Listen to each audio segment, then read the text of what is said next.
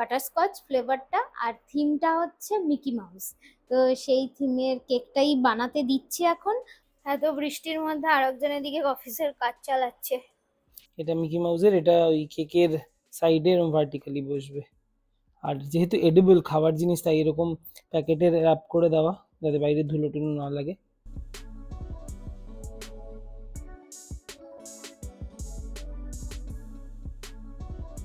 আজ একটা কাজ কম করে দিল এই বৃষ্টিটা, যদিও বর্ষাকালটাতেই কাজটা কম করছে। কেন বলো তো? এই যে আমার গাছগুলোতে জল দেওয়ার দরকার পড়ে, সেটা আর পড়বে না। এইটাই একটা লাভ বর্ষাকালে। আর অনেকক্ষণ ধরে মেঘটা জমেছিল, এখন এবার মুষলধারে বৃষ্টিটা করছে। ভালো হয়েছে আমার গাছগুলো। আর ওই জবা গাছটা আগের দিন মালি এসে বললো কি যে ওর নাকি টবটা ছোট পড়ে গেছে, তো ওই জন্য ওটাকে ওরা চেঞ্জ করে দিতে হবে। তাই বলা আছে মালিকে যে বড় টব আনতে। হ্যাঁ, আমাকে দেখালো গাছটা তুলে, যদি তখনও ভিডিও করিনি, পরে দেখাবো আর একবার। কি হয়েছে, মূলগুলো মানে সাদা সাদা মূলগুলো একদম জাল বিছিয়ে ফেলেছে পুরো মাটিটা। তো ওকে একটু বড় টবেতে দিলে পরে ও আরো জায়গা পাবে, আরো মাটি পাবে, তখন আরো বড়ভাবে হবে। তো মালি আমাকে জিজ্ঞাসা করছে তুমি কি চাও যে এই গাছটা আরেকটু বড় হোক? আমি বলছি হ্যাঁ হ্যাঁ, আমার তো খুব ভালো লাগে, কিন্তু বড় গাছটা হলে পরে তাকে যত্ন করা আর রাখাও একটু সমস্যার হতে পারে। কিন্তু হয়ে যাবে, আমি ফিরে যাবো। তো ওই জন্য বলেছি যে এই জবা গাছটার টবটাকে পাল্টে দিতে, বড় টব করে দিতে। আস্তে আস্তে বৃষ্টিটা কমছে, ভালো হয়েছে, মাটিগুলো সব ভিজে গেছে যা দেখলাম। বাইরে হচ্ছে ঝমঝমিয়ে বৃষ্টি, আর তার সাথে আমি খাচ্ছি এখন স্যুপ। এই যে মাশরুম স্যুপটা এত ভাল লাগে না নরের, তো সেটাই বানালাম। এই গরম গরম স্যুপ খেতে খেতে এখন একটু বাইরের বৃষ্টিটা এনজয় করি। এত বৃষ্টির মধ্যে আরেকজনের দিকে অফিসের কাজ চালাচ্ছে। বৃষ্টিতে এখানে বসে কাজ করতে কিন্তু হেবি মজা লাগছিল। অল্প বৃষ্টি হলো, কিন্তু এদিকে আসো দেখো, এদিকে আসো দেখাই আমি।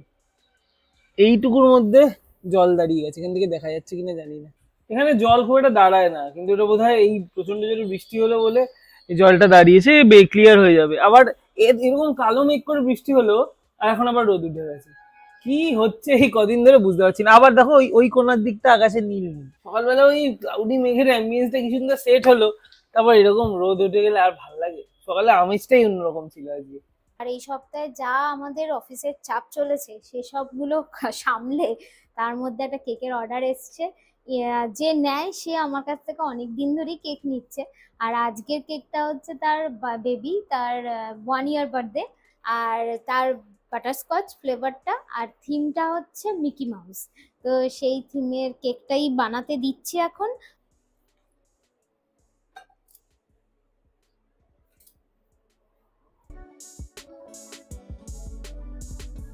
উফ, কদিন ধরে কাজের খুব চাপ যাচ্ছে। যাওয়াটা ভালো, কাজ থাকা ভালো সবসময় মনে করি। আর কাজের লোড তো রয়েছে, তার সাথে এডিটিং এরও বেশ কয়েকটা জিনিস রয়েছে। তার সাথে আবার ওইদিকে সুপর্ণার আজকে রয়েছে একটা কেকের অর্ডার, আজকে কমপ্লিট করে দিতে হবে। তো ওর কেকটা হলে আমাকে আবার যেতে হবে, ওতে একটা প্রিন্ট আউটের ব্যাপার আছে, মানে ওখানে একটা ছবি অ্যাড হওয়ার আছে এই কেকটায়। তো ওর কেকটা কমপ্লিট না হলে সাইজটা মেজার হবে না, সাইজটা মেজার হওয়ার পরই আমি সেই সাইজে অনুযায়ী কেকের ওই প্রিন্ট আউটটা এনে দেবো, এডেবল প্রিন্ট আউট। তাই আপাতত একটু কাজটা ছেড়ে, লাঞ্চ হয়ে গেছে, আজকে আর অফিস যাওয়া হবে না। ওকে একবার কি তাড়া দিই যে করো, কারণ এখন অলরেডি বাজে 4:05।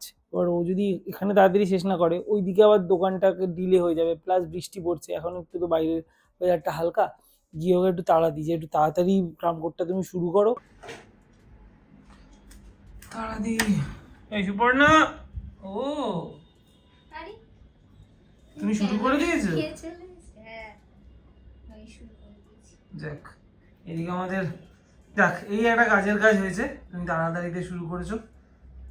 কি ফ্লেভারের কেক একটু বলে দাও। বাটারস্কচ। এদিকে চলছে আমাদের তোড়জোড় ক্রামকোট করার। তাহলে তুমি এখন বাজে কটা, 4:10, 4:05 থেকে 7-এর মধ্যে কাটাটা ঘুরছে।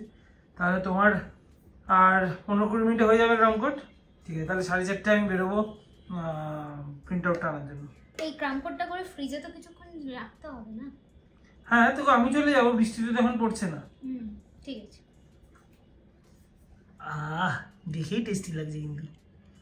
মনে হয় হয়ে গেছে আমার ক্রাম কোট করা। এই যে এর মাপটাও আমি নিয়ে নিয়েছি। একটা মিকি মাউসের ফটো ফটো প্রিন্ট করানোর আছে, এডিবল ফটো। তো সেটার মাপটা নিয়ে ট্যাবকে বলতে হবে, কারণ এর গায়েতেই বসানো হবে ডিজাইন অনুযায়ী।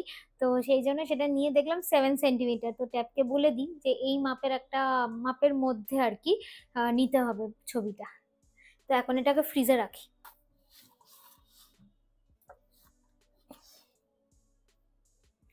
নিতে এসছি ওই প্রিন্ট আউটটা। এই দোকানটা হচ্ছে বেকার সেভেন, এর ডাক বাংলো মোড়ের ওখানে। নিয়ে চলে এসছি প্রিন্ট আউট, আর নিয়ে বেরিয়েছি, আর বৃষ্টিটা শুরু হয়েছে। কোনো মতে এসছি। আর এই হচ্ছে আমাদের, ভালো করে দেখাই, এই হচ্ছে আমাদের এডিবল প্রিন্ট আউট। এটা মিকি মাউসের, এটা ওই কেকের সাইডে এরকম ভার্টিক্যালি বসবে। আর যেহেতু এডিবল খাবার জিনিস, তাই এরকম প্যাকেটের র্যাপ করে দেওয়া, যাতে বাইরে ধুলো টুলো না লাগে। এটা আজ সারাদিন বাইরেই থাকবে। এটা ঠিক ডেলিভারি করার আগে বসাতে হয় আমি জানি, কারণ এই এডিবল প্রিন্ট আউট সুগার শিটে হয়। এটা একবার ফ্রিজে ঢোকালে শেষ, মানে ফ্রিজে ঢোকানো অব্দি ভালো থাকবে, তারপর যেই বাইরে বার করবে তারপরেই কাটতে হবে, নাহলে কি সমস্যা হয়, ওটা ঘামতে থাকে, আর ঘামলে এই পুরো যে প্রিন্টটা, এই রঙগুলো গলে গলে পড়ে যায়। এটা হচ্ছে এই এডিবল প্রিন্টের একটা ঝামেলা। তাই জন্য ওই ফ্রিজে ঢুকানোর পর আর ওটাকে আর বেশিক্ষণ বাইরে রাখা যায় না বলে এটা একদম লাস্ট অ্যাড। আজকের ভিডিওটা এখানেই শেষ করলাম। কেক বানানোর পরবর্তী অংশ আসছে কালকের ব্লগে। ততক্ষণের জন্য বাই বাই।